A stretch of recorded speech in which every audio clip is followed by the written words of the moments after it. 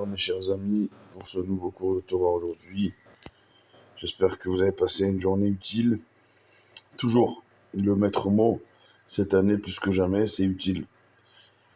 Et au Hachem, aujourd'hui, on a eu à mon travail le Rav Meir Siboni, bien connu à Yerushalayim, des francophones notamment, mais pas que.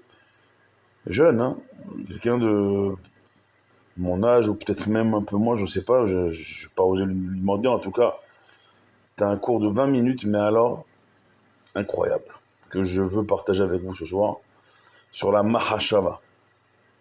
Olam Khadash, comme il a dit, c'est vrai que c'est un monde nouveau auquel on ne pense pas, on pense au monde de la parole, au monde de l'action, mais au monde de la pensée, comme il l'a dit, c'est vrai qu'on ne pense pas. On ne pense pas à la pensée. On ne pense pas à la pensée, c'est bien ça. Effectivement.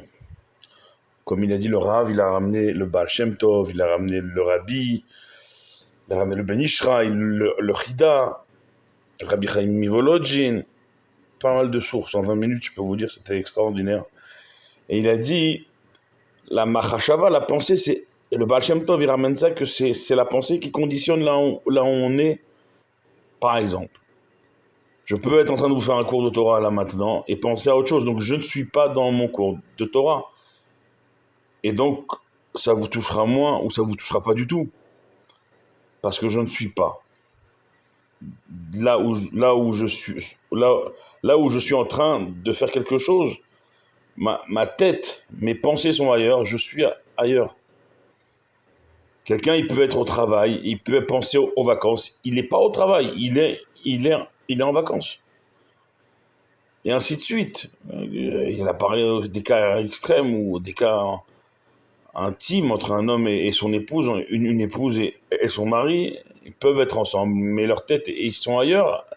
Leur tête, ils sont avec d'autres personnes. Ils sont pas avec leur conjoint, ils sont avec d'autres personnes.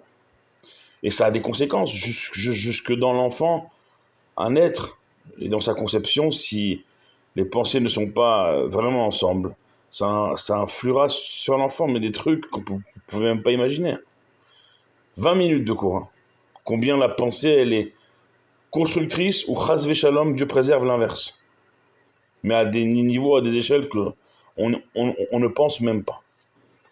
Parce que qu'est-ce qu'on pense? C'est ce qu'on dit, ce qu'on fait.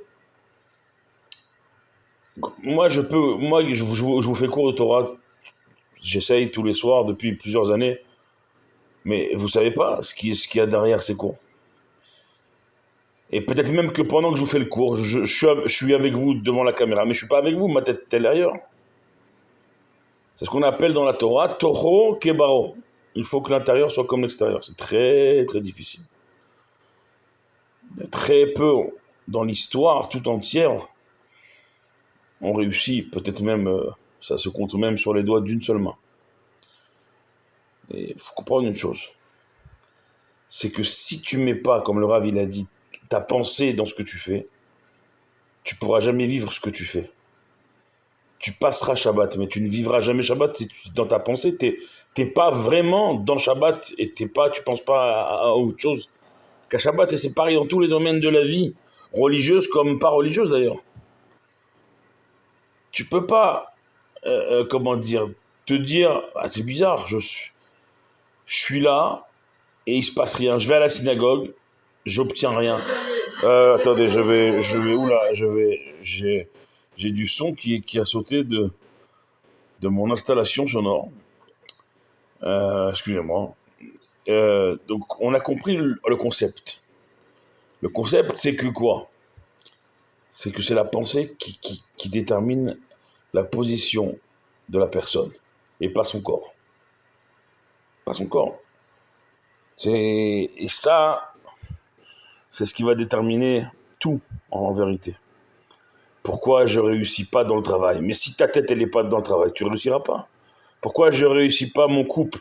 Mais si ta tête, elle est ailleurs qu'avec celui qui forme ton couple, ça peut pas marcher.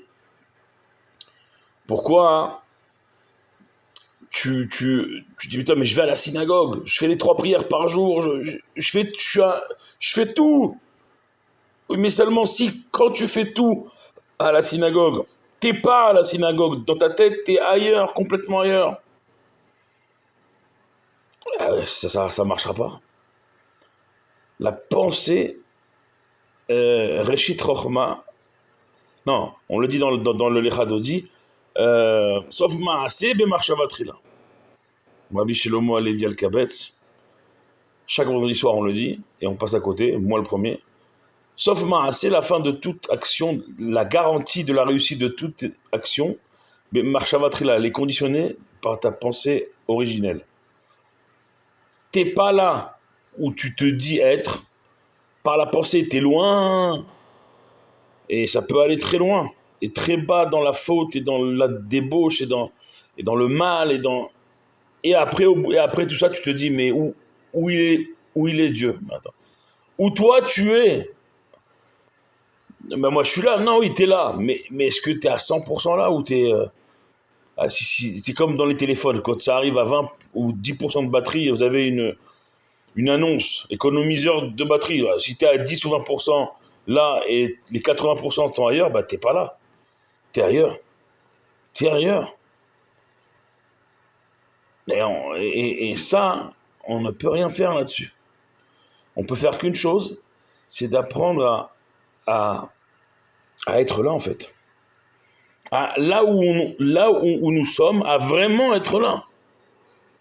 Et ça rejoint tout à fait la paracha de notre semaine, paracha Balak, où Bilam lui dit à Balak, je peux rien faire contre ce peuple. Et Balak s'entête, une fois, 2 fois. Il essaye de faire comprendre à Balak, Bilam, parce que même si Bilam c'est un prophète tordu et dans les forces du mal, mais il sait reconnaître le big boss. Et il dit à Balak, moi qui suis dans le mal, qui suis avec toi contre eux, mais je te dis qu'il y a le big boss qui a été clair et que ça ne marchera pas. Et Balak s'entête, le roi de Moab s'entête. D'accord? Donc on voit bien ici que la pensée originelle, elle conditionne tout. D'accord? Si Dieu il n'est pas au départ et il dit à Bilam ne va pas avec eux parce que ce peuple est béni, tu ne pourras pas les maudire, c'est Dieu lui-même là, en personne, Birvodo ou Beratzmo, c'est même pas une personne, c'est Dieu, qui est venu mettre sa pensée originelle pour détourner les malédictions de Bilam et de Balak. Donc, imaginez-vous combien nous on peut éloigner de malédiction, parce qu'il a ramené aussi le Balatania, et le Rabbi parle beaucoup de ça. Et ça, tu peux pas la faire devant des tzadikim. Ils savent si quand tu es devant eux, tu es vraiment devant eux ou tu es... Ils savent. La Torah, elle sait, Akadosh Baruch Hu, Dieu, il sait. Et tu peux pas lui dire, mais attends, je comprends pas. Même dans les choses bien que tu fais, t'es pas là. Et ça résout tout. Si Dieu il nous montre dans la paracha de la semaine comment, par sa pensée, au début, toutes les malédictions se sont transformées pour nous en bénédictions. D'accord? Donc Dieu il nous montre la voie. Sois là, dès le début. T'as pas envie d'être là, assume, ne sois pas là. Et physiquement, et dans ta tête, sois à 100% ailleurs. Mais si t'es là, physiquement, sois là aussi dans ta tête. Si tu veux pas être là dans ta tête, alors ne sois pas là physiquement, mais arrête de tromper ton monde. Arrête de... Encore une fois, ça c'est 20 minutes de cours. Hein. Il a ramené des histoires vraies à vous donner des frissons.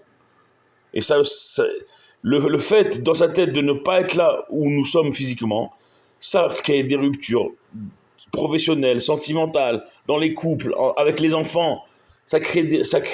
Et après on se demande, il y a quand même beaucoup de divorces quand même. Hein. Attends, t'es pas là, t'es pas avec elle, t'es pas avec lui. Mais si, je suis à la maison, non, t'es pas là. Au travail, mais pourquoi ça marche pas? Pourquoi je m'embrouille? On me crie dessus, on veut au bord du licenciement, mais t'es pas là. T'es pas Tu n'es pas à 100% là, à la synagogue, tu n'es pas là. Tu mets tes tefilines, tu vois tes mails, tu allumes tes bougies de Shabbat, tu penses à quoi? Vraiment à 100% aux bougies de Shabbat?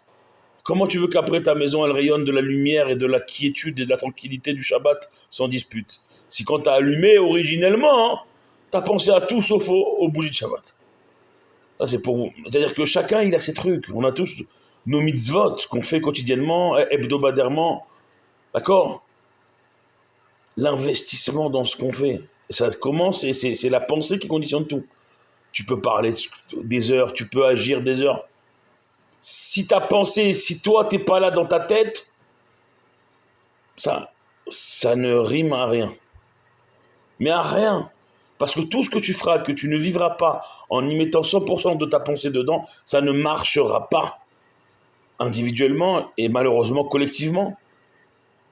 Comme je vous l'ai dit hier, certains ont dit ouais ton cours il était un peu dur hier, mais attendez, oh, collectivement si on n'y est pas tous ensemble, la même pensée, Kol Yaakov, la même voix de Yaakov, et pas le deuxième Kol avec la séparation du Vav, ça c'est une voix, une prophétie qui remonte jusqu'à Yitzhak Avinu, il y a plus de 5000 ans, qui a dit à son fils Yaakov, si la voix de Yaakov elle résonne une et indivisible, les mains de Esav et les mains de vos ennemis n'auront pas d'emprise. Mais s'il y a une séparation, la moindre petite séparation dans la voie de Yaakov, là, les mains de vos ennemis de Esav, ils vous prendront des soldats tous les jours, Chaz Shalom, que Dieu préserve.